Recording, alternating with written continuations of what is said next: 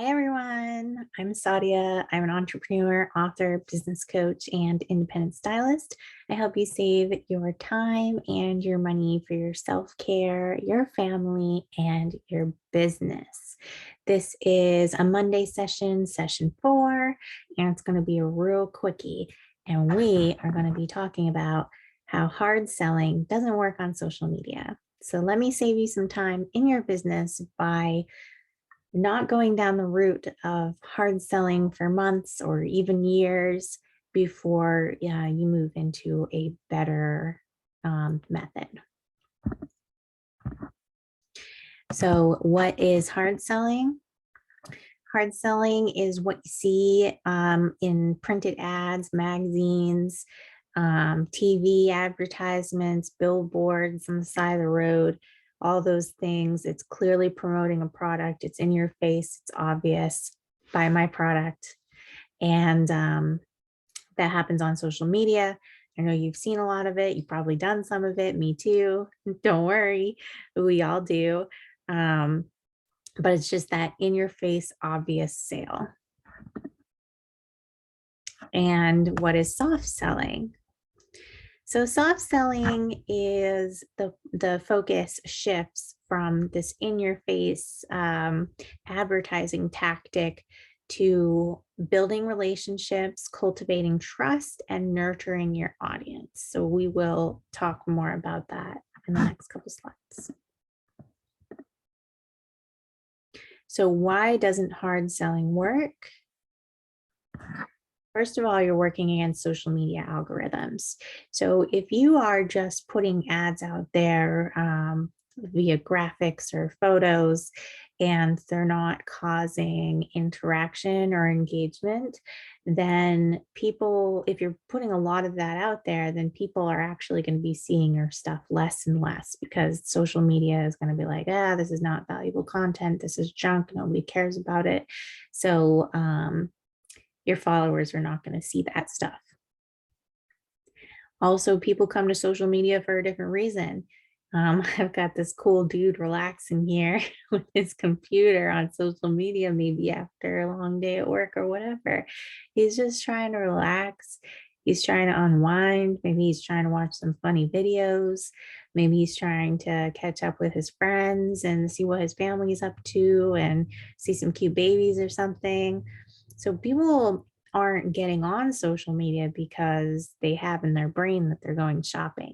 So remember that, when you walk into Old Navy and you see just ads all over the walls and signs and things like that, it's different. You're there to shop. It's very obvious. So on your personal social media, people are not showing up to shop necessarily, especially if you're new in your business. People are coming there to see you. They're coming to see what you have to offer them, humor, entertainment, whatever, maybe some other valuable content that you have. It's just different. It's a whole different animal.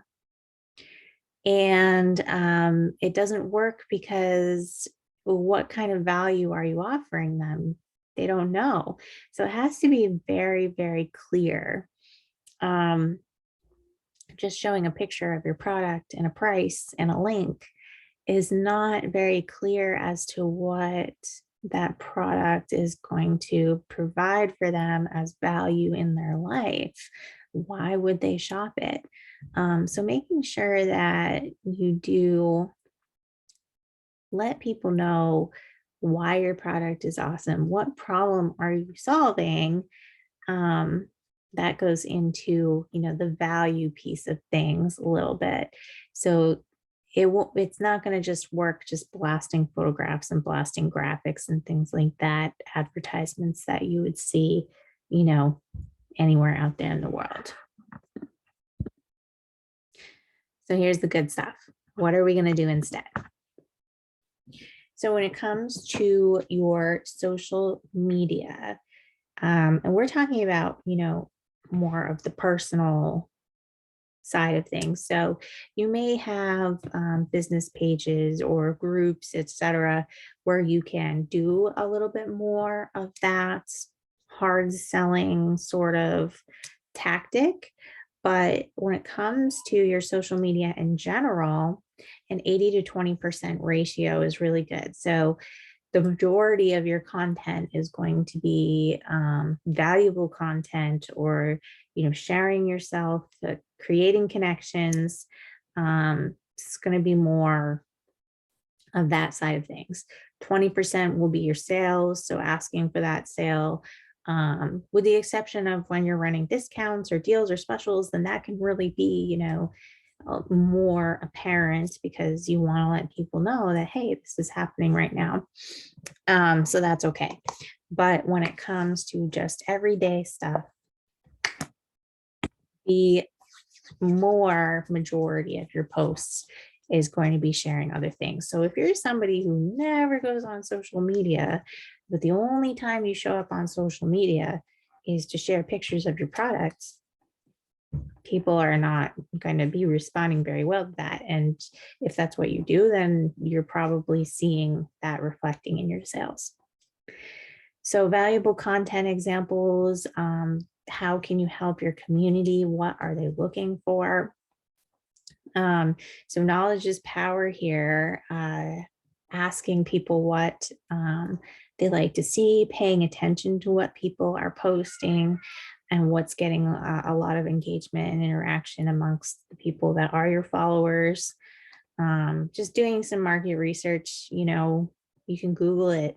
You can see where the majority of your group of your audience is looking at. So what's your age group, your target age group, gender, whatever profession that you're targeting. And it's not everybody. Okay. So that's something to know right now. Your audience is not everybody. It's probably a much narrower. So for example, like in my direct sales business, my group is more from, I really thought it was bigger than this, but I narrowed it down very recently in the past couple of weeks to ages about 35 to 45 is the majority, and majority is women. And so now I know that. So that is sort of the group that I'm going to be, providing content for, and keeping that in mind. So that's, something to consider when you are putting out that content. Also stay true to your own values. Don't be anybody else other than who you are. Be who you are. And then you are going to not only have a great time with your business, but you are going to share that the common interests with your audience. So be true to who you are, provide content that you value and that you feel that your viewers will value, pay attention to your most engaging posts, do more of that, right? So do a little research and a little strategy there. Connection. How can you connect with your audience? So, this is a big part of all of this. Social media, soft selling is connection. So we talked about building that community and that tribe. And how can you foster those connections? So when you're doing those lives, what conversations are you going to have during those lives? What will you share with people? Will it be a coffee morning? Will it be a, cocktail before bed? Will it be a book club? What, you can be really creative, and it doesn't have to have anything to do with your business. This is about you and relationships.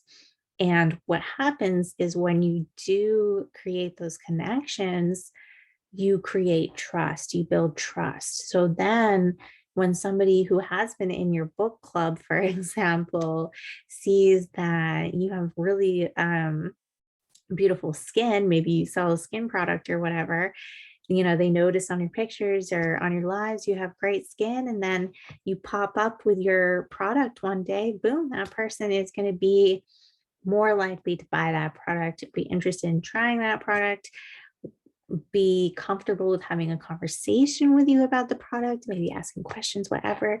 So see how these steps, you know, bring that business to you.